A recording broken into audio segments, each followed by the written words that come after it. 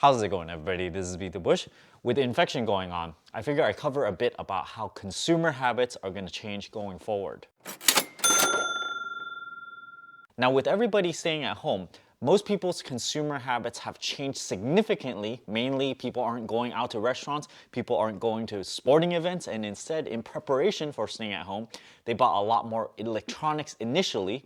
They also stocked up on a lot of groceries. And all in all, most people are likely spending a lot less than before. Now, my channel has largely been around minimizing your expenditure, increasing your cash flow, increasing your income sources, and as a result of doing this, you can actually retire way earlier than a lot of other people. When I made these videos about not spending a lot of money, a lot of people thought it was a little bit too cheap. If everyone happened to do the same thing as I did, it would essentially crash the economy. Now, with people staying at home, this is another catalyst that caused most people to become very, very frugal overnight. Now, what happens with everybody suddenly not spending? It did indeed crash the economy. So this could be thought of as an experiment where people becoming frugal suddenly becomes a reality. So this is very interesting, very sad at the same time because a lot of people dying. But this is what would have happened if instead of an infection, people just changed their consumer habits because they suddenly thought, oh, you know, eating out is bad, going to all these events is like a really big waste of money, and suddenly people became a lot more frugal. And this is essentially what's going on right now. The result of either one is roughly similar. Now, it's important to realize that consumer spending habits has a huge effect on the economy. The US GDP is 70% dependent on consumer spending. So if you just have 10% less of consumer spending, you're all of a sudden going to have a 7% reduction of GDP. Now, this is a major thing because if we talk about -1 or 2% loss of GDP, this is already very, very bad for the economy. So 7% is really, really gonna crash it. Now, with people forced to staying home, a lot more people are forced to cook themselves. A lot of people, including myself, don't even want to order takeout. We do not know how high a chance that you have in contracting the infection if you order takeout and let's say, you know, it's contaminated or something and you touch it and you eat it. And some people are not even taking that to chance.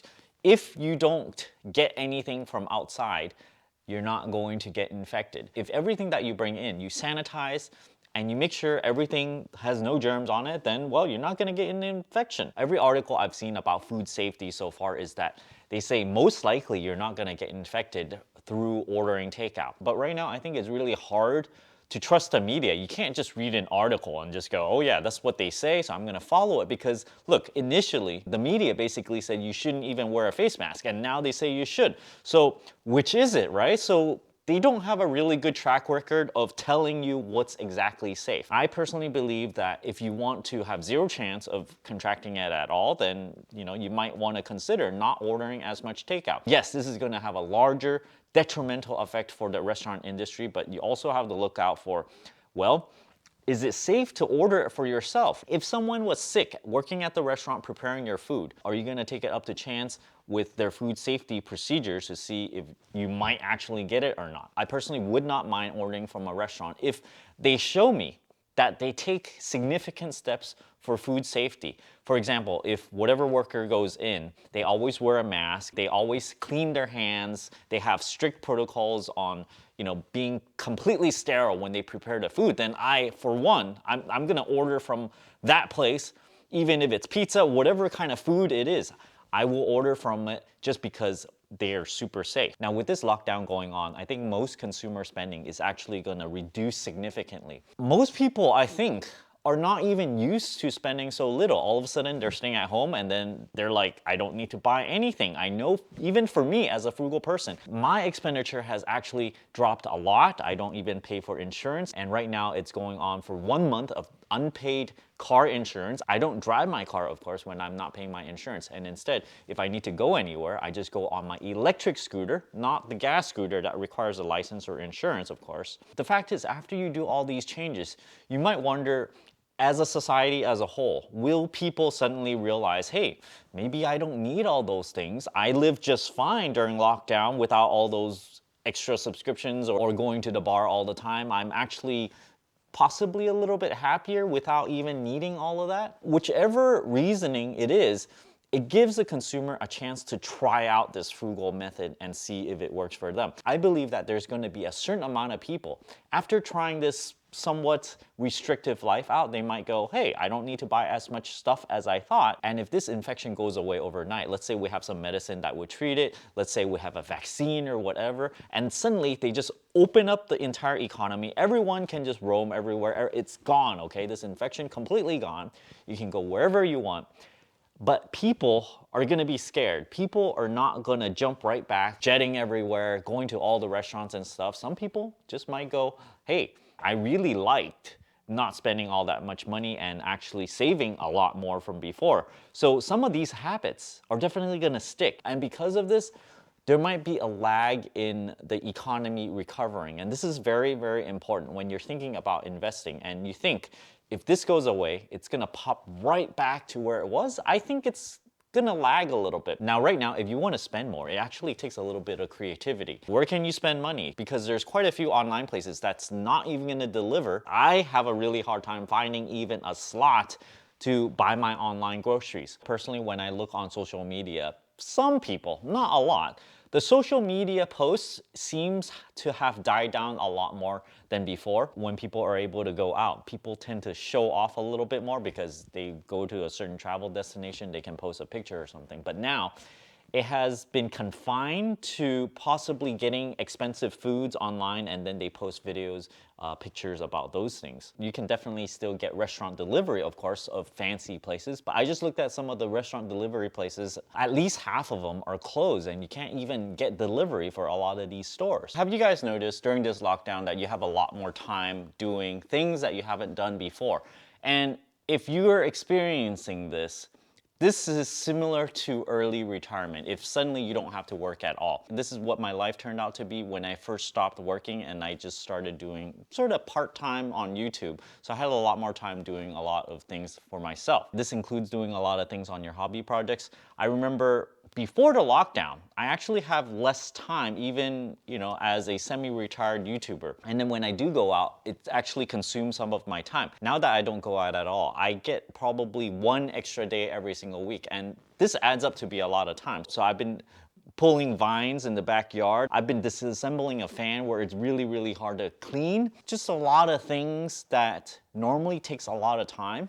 Now I'm like, oh, why don't I just start doing that now? And I'm able to actually finish it. I can take my time doing those things, and I would imagine this might be what full retirement is like. Now, if you guys are interested in spending minimally, here are some ideas. The way you eat out. When you go out to restaurants, I personally still go out because I still need to socialize, meet other people. But I remember I used to do it in a way where if I'm hungry, I ask people to go out, even if it's not for the purpose of socializing. It's more like, number one, I'm hungry first, I want to fill my belly. I'm socializing as a result of that. So it's not the highest priority. So if you switch the highest priority to socializing first, and the second priority is eating something delicious, then you can use this as a way to meet other people. So for example, if every day you come home and you're like, I'm hungry, I'm lazy, I just want to order pizza in, I just want to order some fast food, you want to order some Chinese or something. If you do this on a daily basis, it's going to cost a lot of money.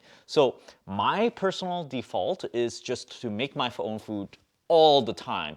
Everything is from scratch. It's super healthy because none of it is processed. And only when I'm meeting someone do I go, okay, I can let off on eating at home. I'm not gonna bring food to a restaurant or anything. So I'm gonna meet whoever at the restaurant because this happens to be a nice setting, right? You can go somewhere, you can enjoy the ambience, you can enjoy the food that's there, you can make sure it's one of the top places to eat, and you can bundle this with socializing so you get kind of like double duty here. Not only are you eating a really good place, you're also meeting someone that you haven't met for a while, and this is kind of like renting the place as well as getting food so that you can hang out at that restaurant. If you're looking for reasons to not eat out at a restaurant, just think about when they get the vegetables. Maybe they're not washing it as fully as you are, so there's gonna be a whole bunch of pesticides on it.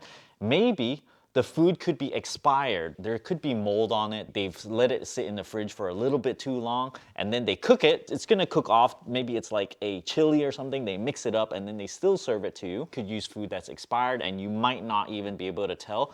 maybe you might have some intestinal issues afterwards. And another issue with eating out is they could have made the food, dropped it, maybe they touched it with unsanitary hands, maybe the chef went to the restroom, they didn't wash their hands because there's no cameras that's watching them, right? And then they go right back to work and then, touch your food or whatnot. So you never know what people are gonna do to your food because this is all behind closed doors. Do you trust them to be completely sanitary? Because if you're making your food, I'm sure you make your own food a lot more cleaner than the people at the restaurant does. So that's it for today. Just have a little bit of hope that we might be able to get out of this soon. This is what I personally think about to keep myself sane. Someday we might get back to normal, but then maybe our consumer habits might change a little bit as a result. And as a result of this, it might affect stock prices in a negative way because people aren't consuming as much. I hope you guys enjoyed these thoughts on where the consumer is headed. Don't forget to give me a like on this video, comment down below, let me know where you think the consumer habits is headed after we get out and free ourselves from our homes. And as always, don't forget to push that subscribe button and ring that bell icon. Thanks for watching.